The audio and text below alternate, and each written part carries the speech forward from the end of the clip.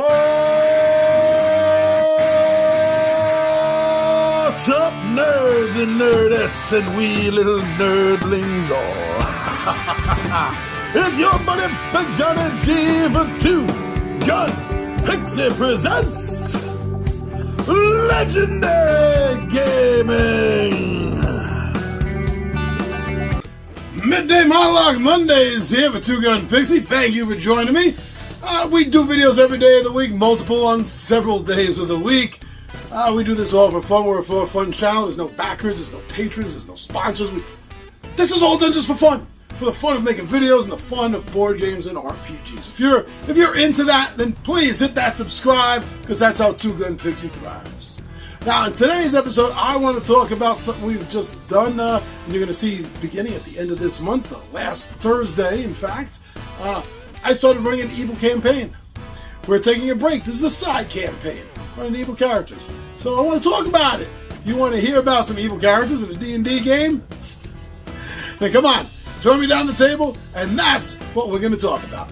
I'll see you down there.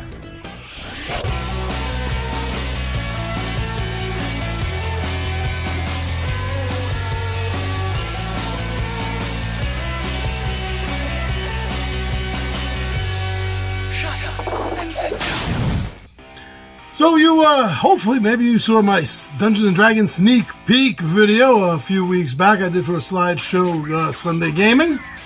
And I showed some of the pictures of the games that we've run, the 3-part mini-campaign, the Death Lords of Vecna. So, why do it? Why run evil characters? That's fun! First and foremost, it's fun. But, you know, we had spent most of last year, because we only get to play once or twice a month, usually twice when I'm lucky. Sometimes, I think we even played 3 times once. But no, usually we play twice or sometimes once a month. We didn't get through the module for an entire year. So the party loved it. Everything was great. But I wanted a break before I moved into Speaker in the Dreams, partly to prepare for it note-wise and prepare for it as far as terrain stuff goes. So looking around at my terrain stuff, I saw that I had a lot of good stuff for caverns and dungeons while I was building up my city stuff. So I decided to design my own kind of 3-part one-off. Does that make sense? My 3-part one-off evil side campaign. I let them have fun with it. You know, 7th level.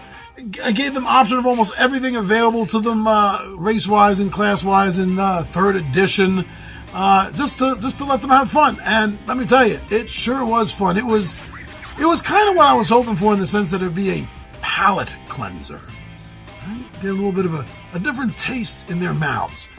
And you'll see in the upcoming videos over the next couple of months, and I think you'll see how much fun they really did have with this. Now, besides it's fun, another reason I thought to do it is because playing the bad guys has actually become fairly popular in board games.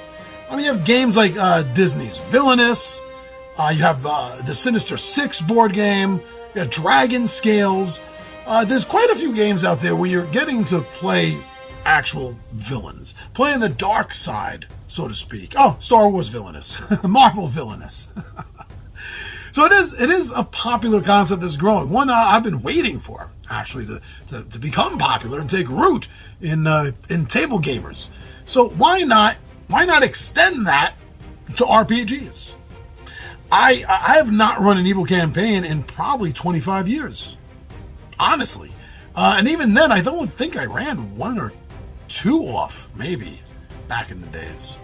So, you know, I kind of knew what I was doing, but it was digging up really old memories to figure out what I was doing. So, let's see. How did I decide that it would work? Okay, so they need to not kill each other. No matter how chaotic or neutral evil or lawful evil they may be, I can't have them just bashing each other's skull over a magic ring or something. So I decided that none of them was going to be sort of in charge in this group. they themselves were all going to be lackeys for a much more powerful being. Someone that could, really just put the fear of God into them. And that was Vecna. And his arch general, the arch lich Asarak, who we were working directly under. With the two of them, I knew there was no doubt that my players were going to be shitting a brick if they got these guys mad at them. So that could generally keep them in line. But now you have the balance, right? You don't want them so scared that they're not going to do anything questionable to each other. If the thought occurs to them. So that's when I decided, let's work on them, even though it's a small, mini, 3-part thing, let's work on the characters, the ROLEs of the role, right? So I gave them each, working with them, getting some concepts from them, I worked up a really compelling origin story, backstory for each of their characters, making sure it was well evil enough. I mean, this was definitely an adult campaign I was running. There was no way, nothing that I was running in this campaign would be for any minor, anyone underage. Because I needed to make their origins as evil, diabolical, and vile as I could, because that's what they were portraying. Now, in each of these, I did sort of put in seeds of their own concepts, of ideas, quests, goals. Kind of like when a board game has players that get to have secret goals, right? I gave them that. But on top of it, I wanted to push the envelope just a little further.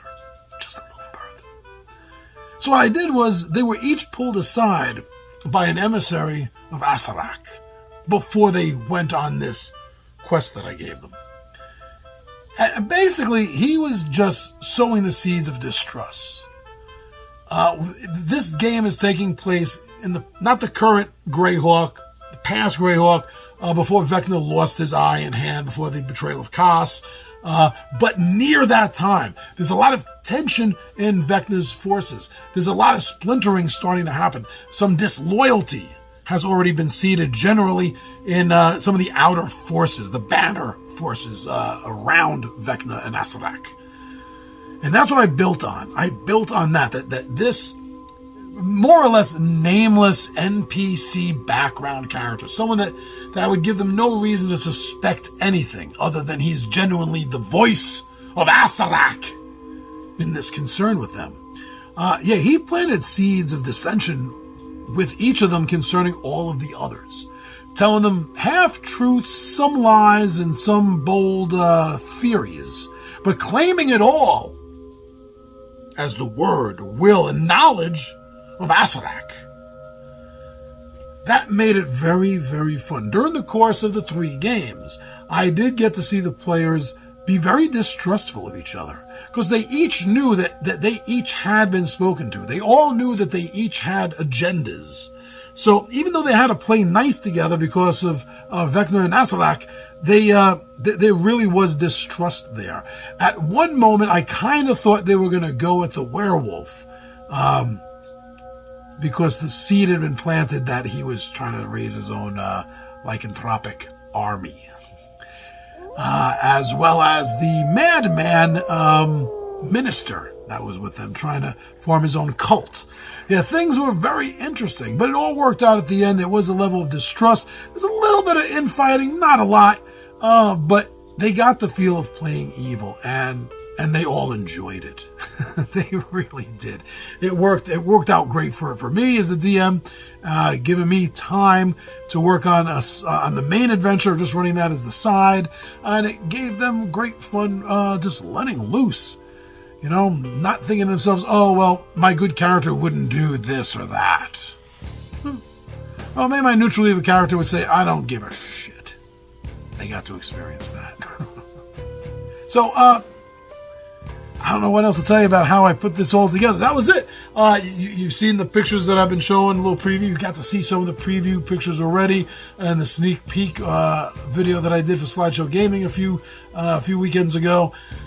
This is it. I hope you are waiting to see this 3-parter. I hope you enjoy it when it drops, and drop a comment in and let me know what it is that let me know what alignment you like to play in Dungeons and Dragons and why. Let's all talk about alignment for a while. It's the hardest thing in D&D to actually play properly. for any length of time. Unless you're really truly playing something that matches you, the player, exactly. It can get tough. So let me know. What's your favorite alignment to play? Put it down in the comments and we'll talk about it. I'm your buddy Big John G. The Two Gun Picture presents Legendary Gaming, and I am